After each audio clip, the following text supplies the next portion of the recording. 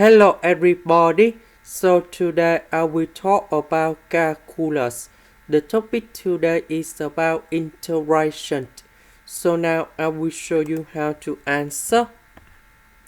We need to use about integration by substitution.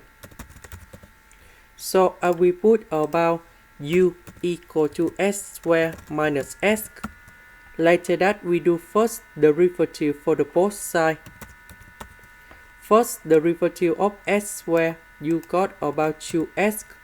First derivative of s, you got about number 1.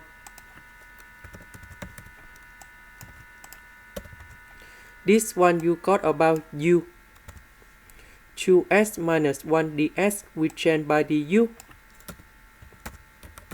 The integration of u to the power of 4, you got about u to the power of 5 over 5.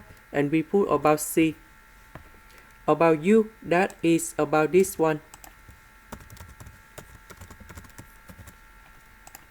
This is the end. Thank you for watching.